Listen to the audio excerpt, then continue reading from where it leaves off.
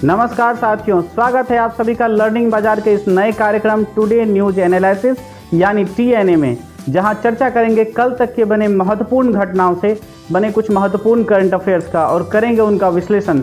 देखेंगे परीक्षा के पॉइंट ऑफ व्यू से वो कितना आवश्यक है। तो चलिए आज का चर्चा शुरू करते हैं, लेकिन उससे पहले कुछ हेडलाइंस। क्या भारत सरकार बंद कर देगी सस्ते Chinese phone? National handloom day क्यों है इस बार खास? क्या रूस अब करेगा स्वीडन और फिनलैंड पर हमला? आदि विषयों पर करेंगे चर्चा। लेकिन इससे पहले जो लोग चैनल पर नए हैं कृपया चैनल को लाइक करिए, सब्सक्राइब करिए, अपने दोस्तों को भी इस सत्र में आमंत्रित करिए। तो चलिए आज का विश्लेषण शुरू करते हैं। चलते हैं आज के पहले प्रश्न की ओर। हमारा आज का प्रश्न है, भारतीय नौसेना की महिला पायलट ने किस सागर में सर्विलांस मिशन को पूरा किया है? तो हाल ही में भारतीय नौसेना की महिला पायलट्स का एक ग्रुप ने जो एक सर्विलांस मिशन उनको जो मिला था उनको उन्होंने पूरा किया, तो वो किस सागर में किया? इसका सही उत्तर हो जाएगा अरब सागर में। उन्होंने ये अभ्यास अरब सागर में किया। भारतीय नौसेना की महिला पायलट्स ने इतिहास रचते हुए भारतीय नौसेना की ऑल वुमन क्रू सदस्यों ने डोनियर 228 जो विमान का नाम है उसके जरिए उन्होंने अरब सागर की निगरानी मिशन को पूरा किया, यानी अरब सागर में इन्होंने निगरानी करने के लिए अभ्यास करी।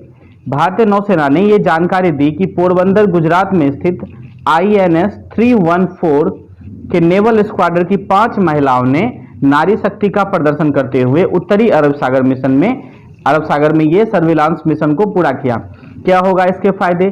तो साथियों, इसके फायदे की अगर हम बात करें तो सर्विलांस मिशन को पूरा करने के बाद जो हमें पाकिस्तान की खुफिया जहाज या उसके सबमरीन्स या उसके कुछ ड्रोन्स जो बार बार अरब सागर में आते हैं और भारतीय जल सीमा के क्षेत्रों का उल्लंघन करते हैं, तो उसमें उन्हें निगरानी करने में मदद मिलेगी। साथ ही साथ चीन के जो सर्विलांस सिस्टम को भी काउंटर करने के लिए यह अभ्यास किया गया था। यह था हमारा आज का पहला प्रश्न। चलते हैं आज के दूसरे प्रश्न की ओर। हमारा आज का दूसरा प्रश्न है, हाल ही में अमेरिकी सीनेट ने किन 2 देशों को नाटो में शामिल होने की मंजूरी दी है? तो इसका सही उत्तर हो जाएगा स्वीडन और फिनलैंड ने। साथियों, हाल ही में अमेरिकी के सीनेट ने यह मंजूरी देते हुए कहा कि वो फिनलैंड और स्वीडन को नाटो में शामिल करने की मंजूरी देते हैं। यह प्रस्ताव जुलाई में यह प्रस्ताव आया था सीनेट के पास कि इन देशों को मंजूरी देनी है अथवा नहीं देनी है। प्रस्ताव के पक्ष में डेमोक्रेट और रिपब्लिक दोनों के लगभग 95 सदस्यों ने वोट किया इस प्रस्ताव के पक्ष में। एक सदस्य जो विपक्ष में वोट किया वो रिपब्लिकन सांसद थे और उनका ये तर्क था कि यदि यूरोप की सुरक्षा पर हम अब ध्यान देना शुरू करेंगे तो निश्चित रूप से हम चीन पर अपनी ध्यान हम स्वतः ही कम हो जाएगा और इससे जो चीन का खतरा अभी बढ़ रहा है वो धीरे धीरे हम उसको अवॉइड करना शुरू कर देंगे, जो हमारे लिए ठीक नहीं होगा। ये उसका स्टेटमेंट था। ये प्रस्ताव सीनेट के पास जुलाई में भेजा गया था और उसके बाद ये प्रस्ताव को अभी कुछ दिनों पहले इसकी मंजूरी दी गई। स्वीडन और फिनलैंड दोनों नाटो में शामिल होने के लिए अमेरिका की तरफ से इसको मंजूरी मिल गई है। बात करें अगर नाटो की, तो नाटो में कुल 30 देश हैं। ये सभी देश मिलकर के ये फैसला लेते हैं कि क्या कोई अलग देश नाटो का सदस्य बन सकता है अथवा नहीं। इसके लिए कुल साल भर का समय लग जाता है, क्योंकि अलग अलग देश अपने यहाँ संसद में ये बात पारित करती है और उसके बाद जब संसद इसे मंजूर करती है तो फिर जाकर के उस नए देश की सदस्यता नाटो में हो जाती है। अब चलते हैं रसिया के पक्ष में। अगर हम कुछ दिनों पहले की चर्चा पे ध्यान दें तो रूस और यूक्रेन के बीच अगर झगड़ा हुआ और इसका बेसिक कारण को समझे तो इसके पीछे सिर्फ एक कारण नजर आता है, वो है यूक्रेन का नाटो की तरफ झुकाव या यूक्रेन का ये कहना कि वो नाटो में शामिल हो रहा है। बस इसके कारण ही रूस नाटो पे आक्रमण किया और यूक्रेन पर आक्रमण किया और रूस यूक्रेन जंग जो अभी तक चल रहा है आप उसको देख रहे हैं। क्या स्वीडन और फिनलैंड ने भी ऐसी गलती करी? क्या उसको भी ये रूस के साथ झगड़ना पड़ेगा, उसके साथ भी रूस की जंग होगी? तो इस थोड़ा सा फिनलैंड और स्वीडन ने सतर्कता दिखाई और उन्होंने ये किया कि उन्होंने जो नाटो के प्रमुख 3 मजबूत देश हैं जैसे USA, ब्रिटेन, फ्रांस, इन तीनों देशों से पहले ही इन्होंने आश्वासन ले लिया कि यदि पूरे प्रोसेस के दौरान अगर रूस इन हम दोनों देशों पर आक्रमण करता है, स्वीडन और फिनलैंड पर आक्रमण करता है, तो अमेरिका उसके अलावे फ्रांस और उसके अलावे ब्रिटेन इन देशों की मदद करने के लिए आएंगे। इस आश्वासन को लेते हुए फिनलैंड और स्वीडन ने नाटो में शामिल होने का प्रस्ताव दिया। दूसरी तरफ रूस जो काफी आक्रामक हो गया है इस बात को लेकर के, रूस का कहना है कि नाटो धीरे धीरे अपने क्षेत्र का विस्तार कर रहा है और वो रूस के साथ अपना बॉर्डर साझा करना चाहता है, जो रूस के लिए सामरिक दृष्टिकोण से काफी ज्यादा खतरा साबित हो सकता है। आगे क्या घटनाएं होती हैं इस पे हम लोग चर्चा करेंगे। फिलहाल तो जो अपडेट था वो हमने आपको दे दिया कि अमेरिकी सीनेट ने स्वीडन और फिनलैंड को नाटो में शामिल होने के लिए मंजूरी दे दी है। ये था हमारा दूसरा प्रश्न। चलते हैं आज के तीसरे प्रश्न की ओर। हमारा आज का तीसरा प्रश्न है, नेशनल हैंडलूम डे कब मनाया जाता है? साथियों, नेशनल हैंडलूम डे प्रत्येक वर्ष 7 अगस्त को मनाया जाता है। इस दिन भारतीय लोकल हैंडलूम को प्रोत्साहित करने के लिए, हमारे यहाँ जो हस्तकरघा उद्योग है उसको प्रोत्साहित करने के लिए भारत सरकार ये अभियान चलाती है, जागरूकता फैलाती है और विश्व भर में भारत के इस ब्रांड को, खादी के, खास करके खादी से बने कपड़े को प्रमोट करने के लिए ये दिवस सेलिब्रेट किया जाता है। इस दिवस के मनाने के अगर उद्देश्य की बात करें तो इसके पीछे आर्थिक रूप से हैंडलूम उद्योग को मजबूत करना है। जो खादी का उद्योग धीरे धीरे कमजोर होता जा रहा था, इस दिवस के रूप में इसे आर्थिक रूप से मजबूती देने का भी काम किया है और इसे लोगों के बीच जागरूकता फैलाने तथा विश्व में खादी को ब्रांडिंग करने के लिए भी इस दिवस को मनाया जाता है। अगर हम इस दिवस के मनाने की घोषणा की बात करें तो नेशनल हैंडलूम डे मनाने की घोषणा प्रधानमंत्री नरेंद्र मोदी द्वारा किया गया था और ये सबसे पहली बार 7 अगस्त 2015 को किया गया था। कब किया गया था? 7 अगस्त 2015 को पहली बार ये मनाया गया था नेशनल हैंडलूम डे और उसके बाद प्रत्येक वर्ष ये मनाया जाने लगा।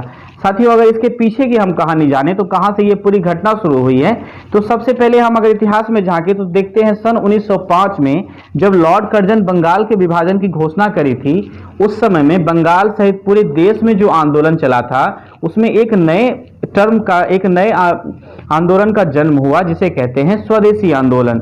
ये कलकत्ता के टाउन हॉल के महासभा में उस समय इस आंदोलन की शुरुआत हुई थी। स्वदेशी आंदोलन में बेसिकली ये कहा गया था कि हम विदेशी कपड़ों का बहिष्कार करते हैं और अपने यहाँ देश में कपड़ा बनाएंगे, खादी के कपड़े बनाएंगे और उसको पहनेंगे। तो यहाँ से हम कह सकते हैं कि हैंडलूम की शुरुआत हुई और उसके बाद धीरे धीरे ये और भी ज्यादा प्रशस्त हुई और भी ज्यादा इसे मजबूत किया गया। लेकिन 2015 के बाद जब नरेंद्र मोदी की सरकार आई तो इन्होंने हैंडलूम उद्योग को और भी ज्यादा मजबूत करने के प्रयास के तहत इन्होंने नेशनल हैंडलूम डे मनाने की योजना बनाई, जो प्रत्येक वर्ष 7 अगस्त को मनाया जाता है। ये था हमारा तीसरा प्रश्न। उम्मीद है आपको ये सेशन अच्छा लग रहा होगा। चलते हैं आज के चौथे प्रश्न की ओर। हमारा चौथा प्रश्न है, भारत सरकार हाल ही में किस देश के मोबाइल फोन को बैन करने पर विचार कर रही है? साथियों, हाल ही में भारत सरकार ने एक योजना पर काम कर रही है जिसके तहत वो चीन में बनाए गए या चीन की जो कंपनी है उसके अंतर्गत जो भी 12,000 या उससे कम के फोन आ रहे हैं, 12,000 या उससे कम के फोन आ रहे हैं, उसको बैन करने की योजना बना रही है सरकार। क्या है इसके पीछे का तर्क? चलिए समझते हैं। सरकार इसके पीछे ये मंशा रख रही है कि चीन के द्वारा जो चलाई जा रही ये Xiaomi, Vivo, Oppo आदि ये सभी कंपनियां हैं जो 12,000 या उससे कम के प्राइस में भारत में फोन बेच रही है, उसको बंद करे ताकि भारत सरकार या भारत में जो भी कंपनियां हैं, भारतीय कंपनियां जैसे माइक्रोमैक्स हुआ, लावा हुआ, ये सभी कंपनियों को आगे बढ़ने का मौका मिल सके। क्योंकि चीन कम पैसे में अच्छी सुविधा प्रदान करता है, Xiaomi, Vivo इन सभी का फोन अच्छा होता है और प्राइस भी कम लगती है, तो इसकी सेल ज्यादा है और इसके कारण भारतीय बाजार की जो भी मोबाइल फोन्स हैं वो कहीं ना कहीं उसका अस्तित्व खतरे में आ गया है। तो सरकार इस बात को ध्यान देते हुए ये योजना बना रही है। इसके पीछे के अगर एक तर्क को और समझे तो सरकार हाल फिलहाल में ही, आपने अगर पिछले 1 साल के दरमियान देखा होगा तो भारतीय सरकार ने चीन के अलग अलग इस तरह के जो भी ऐप हैं या फिर कुछ एप्लीकेशंस ऐसे हैं जिनको बैन किया है और जिससे चीन को भारी आर्थिक नुकसान का सामना करना पड़ा है। भारत सरकार के इसके पीछे की मंशा ये है कि अगर भारत के बाजार से हम इस तरह के फोन को बंद कर दें तो निश्चित रूप से चीन को एक बहुत बड़ा झटका लगेगा। क्योंकि अगर एक आंकड़े के मुताबिक बात करें तो अभी 2026 तक भारत में स्मार्टफोन यूज करने वाले व्यक्तियों की संख्या लगभग 1 बिलियन पहुंचने वाली है। तो ये काफी बड़ा आंकड़ा है, जिसमें से मैक्सिमम नंबर जो है वो लोग जो है वो चीन के फोन यूज कर रहे हैं। जो 12,000 15,000 के या उससे कम के फोन आ रहे हैं वो जनरली लोग इसको यूज कर रहे हैं। तो अगर ये फोन भारत सरकार बंद करती है तो निश्चित रूप से भारतीय बाजार के जो फोन है उसको प्रोत्साहन मिलेगा। अगर इसके दूसरा पक्ष को देखें तो अगर हम एक ग्राहक के तौर पर इसके दूसरे पक्ष को देखें तो जिस तरह से भारत सरकार 12,000 या उससे कम वाले फोन को बंद कर रही है, चीन का फोन जो काफी सुविधा देती है हमको, काफी यूजर फ्रेंडली फोन होता है और चलाने में काफी आसानी होती है और लो कॉस्ट प्राइस फोन भी है, तो लोग इजीली इसे परचेज कर पा रहे हैं। जब ये फोन बंद हो जाएगा मार्केट में तो भारतीय कंपनी की जो फोन आएगी वो उसकी ड्यूरेबिलिटी ज्यादा होती नहीं है, तो इस वजह से कहीं ना कहीं ग्राहकों को इससे नुकसान होगा। या तो उन्हें भारतीय बाजार में बने फोन या भारतीय फोन पर निर्भर होना होगा या फिर उन्हें किसी अलग ब्रांड के फोन पर निर्भर होना होगा जो काफी महंगे भी हो सकते हैं। इससे क्या होगा कि बाजार में मोनोपोली की स्थिति बन जाएगी। जो फोन अभी 12,000 में बिक रहा है वही फोन चीन अब क्या करेगा, उसका दाम बढ़ा करके बेचेगा, तो कहीं ना कहीं इससे ग्राहक को नुकसान है। यह है इस न्यूज का दूसरा पहलू। आप इसमें क्या तर्क ढूंढते हैं कमेंट बॉक्स में जरूर बताएं। लेकिन एक बात तो है कि निश्चित रूप से भारत सरकार इस तरह का फैसला लेकर के चीन को एक आर्थिक नुकसान पहुंचाने की कोशिश कर रही है, जो कहीं ना कहीं तक तर्कसंगत लग रहा है। चलते हैं आज के 5वें प्रश्न की ओर। हमारा 5वां प्रश्न है, हाल ही में भारत सरकार ने भारत छोड़ो आंदोलन की कौन सी वर्षगांठ मनाई है?